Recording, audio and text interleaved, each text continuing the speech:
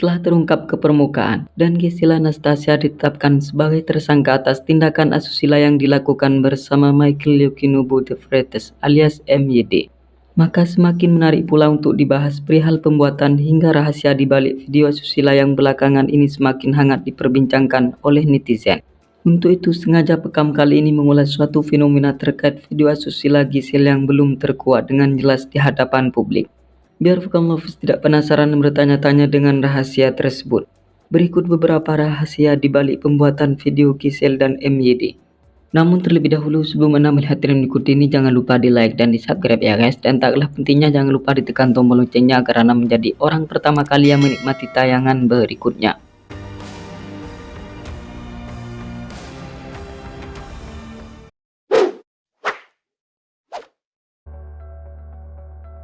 Giselle sendiri yang merekam video asusila.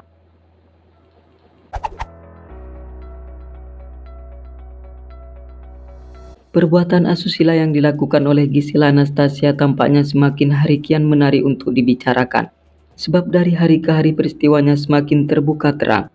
Apalagi setelah Mama Gempi itu mengakui jika video asusila yang beredar luas di media sosial tersebut dibuat dan direkam sendiri olehnya. Pengakuan itu disampaikannya saat menjalani pemeriksaan Direktorat Reserse Kriminal Khusus Polda Metro Jaya.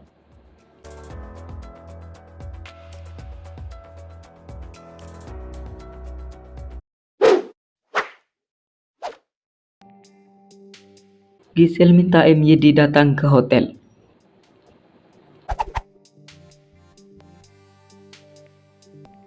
Ada peristiwa yang cukup mengejutkan di balik tindakan asusila yang dilakukan Giselle bersama MYD alias Michael Yoshinobu de Freitas. Sebab menurut berita yang beredar bahwa memang perempuan asal Surabaya itu yang meminta MYD untuk datang menemuinya di sebuah hotel. Dan hal itu juga dibenarkan oleh Kabid Humas Polda Metro Jaya, Kombes Pol Yusri Yunus, bahwa memang Giselle lah yang memintanya datang ke salah satu hotel di Medan. Ia juga menambahkan pada mulanya mantan istri Gading Martin itu mengundang MYD karena ada event otomotif mobil yang dihadiri olehnya. Tetapi setelah itu ternyata pertemuan tersebut berujung pada adegan ranjang.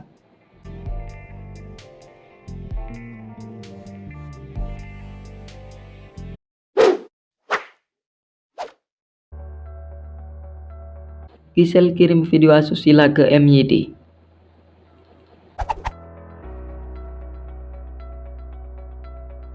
Penyanyi sekaligus artis yang saat ini berusia 30 tahun itu ternyata tidak hanya merekam dan menyimpan tindakan asusilanya sebagai koleksi pribadi. Tetapi juga dikabarkan jika perempuan berpostur tubuh indah ini mengirim video yang berdurasi 19 detik itu kepada MYD, seorang pria yang jadi pemeran pria dalam perbuatan asusila tersebut. Senada dengan apa yang disampaikan oleh pihak kepolisian, jika Giselle mengakui dan membenarkan kalau dirinya mengirimkan video asusila yang dibuatnya kepada MYD melalui sebuah aplikasi bernama AirDrop yang ada di ponsel iPhone miliknya.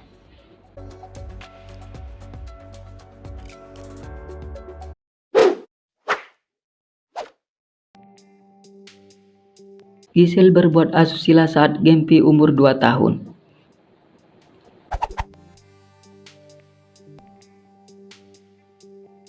Tak disangka dengan begitu teganya Giselle Anastasia mengkhianati sang suami yang bernama Gading Martin dengan bertindak asusila bersama pria lain pada saat sang putri yang bernama Gempi Tanora Martin berusia sekitar 2 tahunan.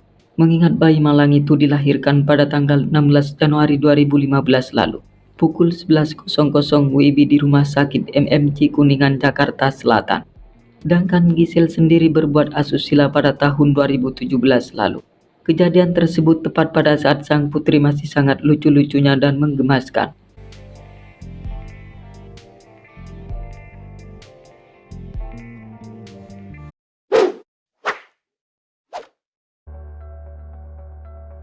Video Giselle dan MYD diduga tersebar setelah HP-nya rusak.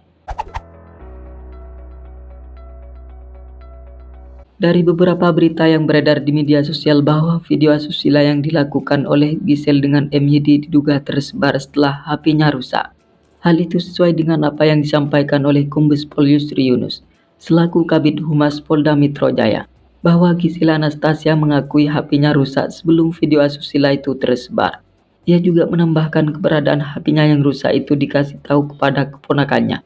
Dan HP miliknya itu juga dikabarkan sempat dititipkan sama saudaranya.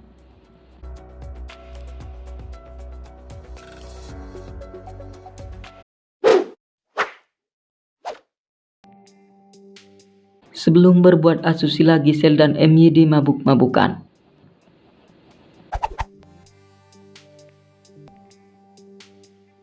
Di balik pembuatan video Giselle ternyata ada sebuah fakta mengejutkan yang sebelumnya tidak banyak orang ketahui.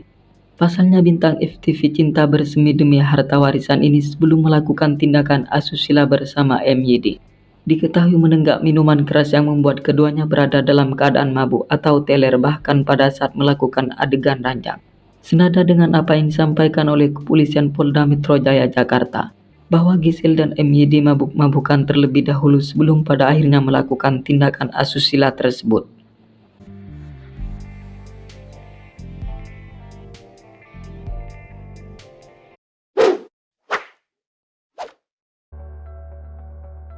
MYD pulang dari Jepang demi penuhi ajakan Giselle.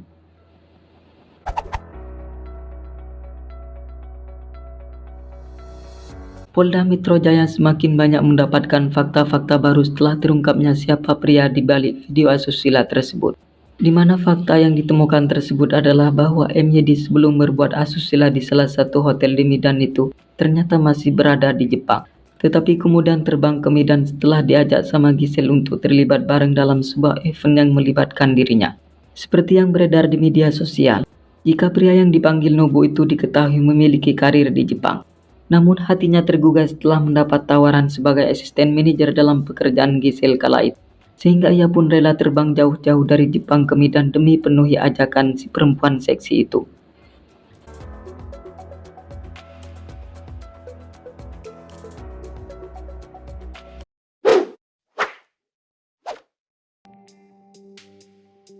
Satu minggu MYD simpan video asusila dengan Giselle lalu dihapus.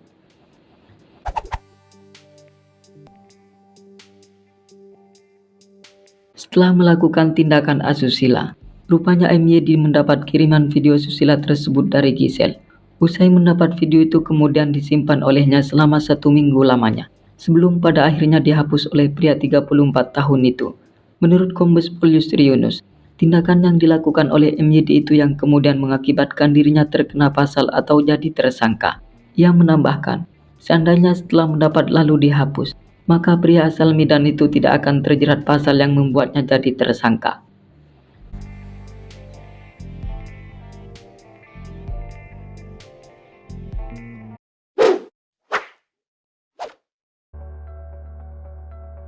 Giselle dan MYD berbuat asusila atas dasar suka sama suka.